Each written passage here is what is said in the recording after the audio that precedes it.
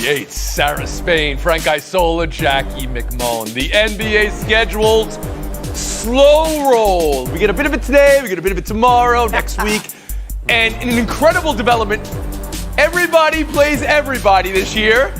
And Frank Isola has the Knicks going 82-0. Who knew? At least. Let's go. There's another game, 83. That's right. And preseason. All in Kemba Walker, man. Right. NBA schedule, the opening night, the Milwaukee Bucks, the champs, take it on the Brooklyn Nets and Lakers Warriors. And then the Christmas Day lineup, Hawks at Knicks, with Knicks undefeated being put to the test in the house that Trey remodeled, Frank Isola. And the one you could bet your life on, Lakers and Nets Christmas Day. All right, so we get all that out of the way. Let's talk some contractual news today from the NBA. Sixers and Joel Embiid nearing the Supermax 4-year, $196 million. And up to the moment we're hearing, it is now done. Frank Isola, what does it do for Embiid? What does it do for Philly? And do you see a title within reach for Philadelphia with this move? Yeah, I would have been shocked had they given that contract to Ben Simmons. Obviously, Embiid is their future. He's one of the top players in the league. But we know the deal with Joel Embiid. Can he stay healthy? He missed the first 2 years of his career. He's never played in more than 64 games. Give him a lot of credit. He had a partially torn meniscus, and he played in the playoffs against Atlanta. But injuries have been an issue, and he's never been out of the second round. And to answer your last question, the team right now, to me, not good enough to win 4 playoff rounds to win a championship. No. To build your team around the center in today's NBA. Jackie Mack, I'll bring you in here thinking that.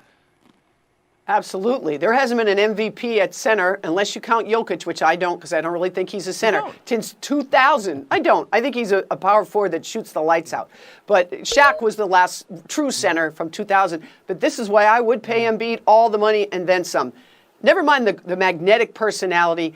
I've spent a lot of time around Joel. This guy wants to win. He's not going to stop till he wins. He changed his diet. He hired a nutritionist. He changed the way he trained. By the way, also represented himself in these negotiations. Fired CAA, did this on his own. He's got laser vision in terms of what he wants to accomplish.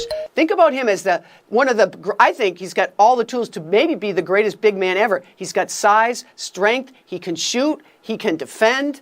Hold on a second. Say that again. All the tools to be the greatest big man ever? Has a chance to be one of the great. Because can you name another big man that can shoot threes like him? Yeah. I can't think of one. Can you? Linton Yates, I'll bring you in here. I love everything the way that has come together in this. 3 years ago, if you had said that Joel Embiid would have turned things around and as a new father been the leader of the Sixers in order to make this team a contender in the East, people would have said you're crazy. They were questioning his judgment. They were questioning what his commitment to the game was. And now he's clearly turned that around. The guy could have been first team All-NBA last season. So to give him the money, I don't think there's any questions asked on what that was going to happen there. And I think if you're going to look at a team like, I don't know, the Milwaukee Bucks, who just came home with the title, you can see you get somebody who's good enough, you can find a way to build around them, and in a couple seasons down the line, you have a chance at a title. That's what the Sixers are looking at right now. And if we trusted the process, I guess we could say the process has gotten to a point that we can like. And Sarah Spain. Yeah, he is the process, right? You're clear that he's going to be the guy you keep around and you build around. There's bigger questions about whether it can happen with Ben Simmons. I'm of the opinion that you move on, you turn Ben Simmons into other pieces that you could put around Embiid, and I do see a title in the future. I actually thought this year they had a really good shot at it. Things didn't go the way that they had hoped, but there's never any question about what Joel Embiid can do, especially, as Jackie pointed out, with all the dedication to his body and his health in the offseason. The question is, how often can he do it because of those injuries? This contract doesn't have the protections for the team that the last one did. So they clearly believe that he has evolved into the kind of guy you don't have to worry about in that way anymore. Let's hope that's the case, because I do think if they put the right players around him, they absolutely can be a title. I want to bring everybody back in on what Jackie said about possibly, I know you're talking about talent and the ability to shoot the three. Best big man, Frank? Best big man ever? No, well, the game, to Jackie's point, the game has changed where centers shoot three-pointers, so he's never going to be as good as Kareem. That's just not going to happen. And you can build a team around a center. Let's remember, DeAndre Ayton, I understand he was the third best player on Phoenix, but he was pretty good. And when Giannis played center in the NBA Finals, he was absolutely unstoppable. So the idea that the big man, and sorry, Jackie, Jokic is a center, and he won MVP at that position. Jackie, last word. No, you're right about that. But I will say this. Can we marinate for the moment in the idea that Daryl Morey, who turned the NBA on its head by encouraging every Houston Rocket player, including the trainer and everybody else, to shoot threes, has now put an extension and said we're going to use a big man on the post. And that's why I love Daryl, because he will adapt to the talent he has. That may be the best point. The point about the best big man ever with Kareem out there, Jackie. I said could be. I said could be. Could Gotta be. play. That Misses talks too many about a games. limitless future that we know Russell, nothing Shaq. about. Anthony Joseph reality. We don't know what Joel Embiid's future holds. Come on now. Why do you have another jacket on in the middle of summer, by the way? I got this. All right, you got me there. But at this time in his career, how many championships did Bill Russell have, and how many championships did Joel Embiid have? That's the point. Well, we're gonna move on. Let's go to Chicago. Hold on to your chains, Sarah Spain. I love your looks today. I was gonna say RBG collar like you sometimes go with, but no, those are just you got the chain. Matt Nagy saying Justin Fields will get more time with starters ahead of the Bears' second preseason game. Nagy also says Andy Dalton still projected to be the starter for Week 1. There's a couple signs coming at us. Sarah Spain, what are you reading? You said hold on to your chains. I think it was Samuel Jackson who said hold on to your butts. That's what's happening in Chicago. We are needing to calm ourselves down after what we heard out of not just the preseason game, but inside the Bears about his play against Miami when they had the joint practices. They are convinced we've got a QB, but we want him for a long time is what they're thinking. And I think that that's what's dominating what they're saying about Andy Dalton and what the choices that they're going to make, which is no matter what, unless it's an injury, Andy Dalton is starting Week 1. And they want to get him through the first couple of weeks to make sure that they've got solidity on that offensive line that's had a lot of question marks throughout camp. And they also understand what a difficult market it is in to be a quarterback. The Bears haven't had a 4,000-yard in a season quarterback ever in the 16-game era of the NFL. Andy Dalton's done that twice. And while you may quibble about the way he's looked in the last couple of years, he has 100-plus starts in this league, and Justin has 0. They want to make sure when they put him in there, he can be great, because he's going to get knocked down by a fan base and a media just looking to pounce if he doesn't look great early on, and they want this guy to be ready to go for a decade-plus to come. That's, I think, where the patience is coming from. You know, you said in the 16-game era, that era's over. They haven't played 17 games, so they never had a 4,000 yard. Never happened. Clinton Yates. Yeah, but I don't know that this is the way to make sure you get pressure off of him. If you're trying to save him, what's the point of saving him for just 2 or 3 games if there's just another guy that's waiting in the wings ready to get replaced? I think the strategy is very difficult. This is not like a Pat Mahomes situation where you sat him for an entire year and he got 4 sort of starts at the end of the season when it didn't really matter. If he's going to be playing and the cutoff from whether or not he's coming in is 3 or 4 games, well, at that point, what's Andy Dalton doing? He's just sort of sitting there waiting for some guy to come and take his job. It's an awkward situation. I think they might have added a little bit more pressure than they think by speeding up the timeline, but then saying, oh, no, actually, we're not going to do it. Very bizarre. Jackie? I think it all depends on what Justin Fields has done on the field, Clinton. And what he's done is made everybody realize maybe I am ready now. What I want to know is why did the Chicago Bears ever promise Andy Dalton he would be the starter? Now, I know they hadn't traded for Justin Fields at that time when they signed him, but why would any franchise ever make that kind of declaration to a guy that has changed teams? And he's been a very good quarterback throughout his career, but I don't know why you make those kind of promises. Now, I do think Andy Dalton will start Week 1, maybe 2, 3, 4. Who knows? We all know Justin Fields is the future. So anytime he looks good and anytime he looks ready to go, if you think he's your best chance to win, play him. Right guy solo. It's very simple. Yeah. Jackie, you're so right, though, about the idea of promising him a job. It's Andy Dalton. But by the same token, Andy Dalton should be saying, I'm Andy Dalton. Why are you promising me a starting job? But Sarah, listen, she's the voice of reason on this one, believe it or not. Okay. The season is so long. His career, it's clearly his job. You want to look at Aaron Rodgers, Tom Brady. Clinton mentioned Patrick Mahomes. There have been great all-time legendary quarterbacks who didn't start right away. Let's just be patient. Let him work his way into the job. It's his job. Does it really matter Week 1, Week 6, Week 8? I don't think that's where it's been. And that's the only reason I would say to Clinton's point, it does matter that couple of games for a number of reasons. We're going to focus on the second half, 12 of 14, looks great, running touchdown, passing touchdown. But he also lost the ball, almost took a couple sacks, looked like a rookie QB, and that's what's happening in practice as well. Andy Dalton right now is consistently outplaying him in terms of over the course of an entire practice, and then Justin Fields does things that Andy Dalton will never physically be able to do in his lifetime. But again, those 100-plus starts, you put Andy Dalton out there, and again, that offensive line, you got to get that figured out before you throw a kid out. I just don't think that if you don't think that he's going to be the difference between the playoffs and not the playoffs for this Bears team, week 3 versus week 6 doesn't matter at all. Let the kid watch a whole season and maybe he'll get better. Well, that defense is playoff. I mean, this team was a playoff team. The defense is playoff ready. We'll see. Yeah. Okay. Yeah. One more story here. Once again, a veteran quarterback and a rookie quarterback and a coach try to make a decision, but Belichick doesn't say anything. So we go to New England for Cam Newton. I mean, y'all sit up here asking silly questions to me, and I'm looking at y'all with the same thing. So I don't know what y'all want me to say. You're like, no, you know that. You know he hasn't said that. So for you to just ask the question, it is what it is. Of course, Cam's not trying to speak for Belichick or get in Belichick's head, but Jackie, maybe you can get in Belichick's head for us. Go ahead. I'd be happy to do that if you'd like. I will tell you this. Bill Belichick will play whoever he thinks gives him the best chance to win. He clearly has an affinity for Cam Newton dating back to last season when he came into that team under very unusual circumstances after a long injury history. He had serious injuries and performed adequately for them. But if it turns out that Mac Jones is ready to go, and I don't think it will be week 1, it might be week 4, it might be week 5. I don't know when it will be. If Mac Jones turns out to be the guy in practice that is the better quarterback, he will play them. You can't fool the players. The players know in practice who's moving the ball better, who's better. So if that's what Bill Belichick decides, there's no sentiment here. Bill Belichick doesn't deal in sentiment in these matches. He just doesn't.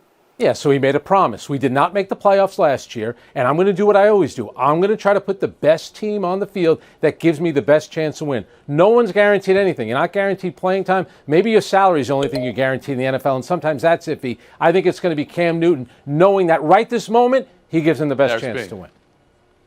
Right. Yeah, we're not hearing a lot about a big difference so far in this competition. And by the way, does anyone notice it's Cam and Mac? Mac and Cam, it's the same 3 letters. Anyway, it's weird. But I think that Bill Belichick is really interested in giving Cam as much of a shot as he can. He likes his leadership. He likes what he brings. And he's going to give him enough chances to prove that he can hang on to the job before he thrusts Mac. And he's not in a hurry to push him in. But to Jackie's point, they believe that they can contend. And so if it's time for Mac to go in and he is outperforming, he's going to do it.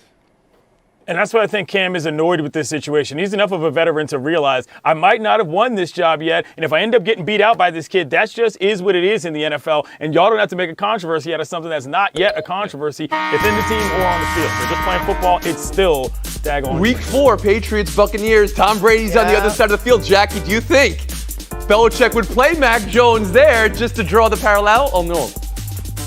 No. He'd only play him if he thought he was ready. It's hot. No sentiment, Tony. You're not listening. It's very hot in You must here, be isn't it? hot. You're too hot. Kareem, Al Russell. Come on, Hakeem Olajuwon, Shaq, and you got Joel Embiid ahead all of them back. Naomi Osaka's return to the tour, Western and Southern Open in Cincinnati, after her return to tennis at the Olympics and after her time away from the game to work on her mental health and how her media availability post-matches affects her. And immediately there seemed to be tension, or at least emotion, in her press availability pre-tournament. This exchange with Cincy Enquirer reporter Paul Doherty went on for a bit, and after, Osaka's agent accused the reporter of bullying and intimidation. I'd like to get your view on it. Take a listen.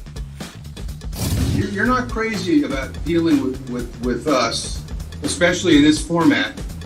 Yet you have a lot of outside interests that are served by having a media platform. I guess my question is, how do you balance the two? And also, do you have anything you'd like to share with us about what you did say to Simone Biles? When you say I'm not crazy about dealing with you guys, what does that refer to? Well, you stated you don't especially like the press conference format. Yet that seems to be the obviously the most widely used means of communicating to the media and through the media to the public. I'm not really sure how to balance the two. Like, I'm figuring it out at the same time as you are, I would say. That Naomi Osaka response, that line of questioning, the claim that Osaka was bullied. Sarah, how do you view it all? Well, there's a lot more to that clip. That was a follow-up to the first question he asked her. Then she wanted clarification because she was offered the chance to move on, but she said, I'm really interested in this perspective. And so I think it started off okay. And she got emotional in part because there's a lot of context around this. It doesn't happen in a vacuum. And the fact that she has received tremendous harassment for her involvement in social activism or being on magazine covers or sponsorships and endorsements, people try to make it seem like if she's going to select to be involved with those, she also has to handle the slings and arrows of the pressers as they've always been done. And I think that might be the point of his question, which is a fine one. It just needed maybe a little more specificity so it didn't feel like it was leaning in to those previous harassments and criticisms, and instead wanted to understand how she was best balancing her desire to be a part of those things and speak on behalf of so many different things, her background, causes. She's donating all of her prize money to Haiti relief. So I don't think it was bullying, and I actually think it probably negatively affects her to criticize him as such when it wasn't the case. Okay, so flat out, that was not bullying to you. Clinton Yates, can I bring you in here? Yeah, I mean, it might be a fair question, but at this stage, I don't know how necessary it is. Again, the point is that she makes a lot of money off the court for what she does on the tennis court. I don't know that that means that she needs to be answering questions about everything off the court every time she comes to the court. And if for no other reason than who she is and what she provides to the sport. She's Naomi Osaka. Obviously, she does not enjoy these proceedings. And when people get close to kind of pressing it, I can understand why people react. Now, I don't personally think it was bullying, but I do think it was unnecessary in terms of what we're doing over here. The issue people have with her is that she seems to be able to make money and do whatever she wants outside of the necessity of the tennis press, or really even people that ask her anything about tennis. Therefore, to me, that should be good enough for us, man. Watch her play tennis. But do you think that question was? You don't think that question was necessary or in bounds?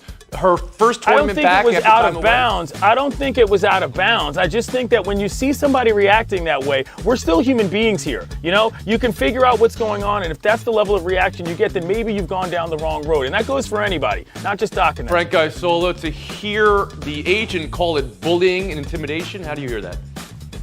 Well, I understand the agent works for the tennis player, so he's going to say that. I didn't think it was out of line at all. To your point, Tony, it was her first tournament, first press conference setting since what happened at the French Open. He's giving her a chance to address it. I thought it was asked in a respectful manner. Excuse me that not everyone is asking a softball question to her, and we don't need other reporters there now to explain. I guess he was tennis-splaining or mansplaining. The guy from the New York Times is trying to tell us what Paul was trying to do with the question. I thought that was fair, and I thought the agent, I get it. The agent works for the player. The media, however, does not work for the agent. Okay, so just to unpack what you're saying here, softball questions for you believe? I'm saying, go ahead. Listen, we're all at these press conferences. For the most part, it's nothing that over the top. It's something that I think a lot of people are saying, hey, how come you don't want to do this, but you do other stuff? I don't think it's a crazy thing. And to Naomi's credit, she answered the question. I thought she did a fine job answering the question. So, and let's just put the finest point on this. Naomi, in talking about post-match press conferences, she's talking about having to dredge up all her feelings and all her failings on the court. That's not what this was. This is a pre-tournament interview. Jackie McMullen now. Yeah, so my takeaway really had nothing to do with the agent or the reporter. My takeaway has to do with Naomi Osaka. And when I watch her and I see that emotion, I get worried for her, Tony. I get concerned for someone who has been talking about stepping away to improve her mental health, which I support 100%. It's a courageous thing to do when the whole world is watching and dissecting and, to Sarah's point, criticizing you. So my initial response to all this was, take care of yourself. Don't worry about the questions. Don't worry about tennis right now. Do what you need to do. Do you feel this was bullying by a reporter here? I do not, and I would recommend everybody to read Mr. Dockery's column, which was very, very thoughtful in a way that Naomi's answers to him were also thoughtful. If there was any bullying being done, it was being done by the agent towards that reporter. We'll have that be the last word. That is a good point, Jeff. Thank you very much for today. Clinton Yates, thanks for today as well. Frank Isola, Sarah Spain. Showdown, 2 minutes.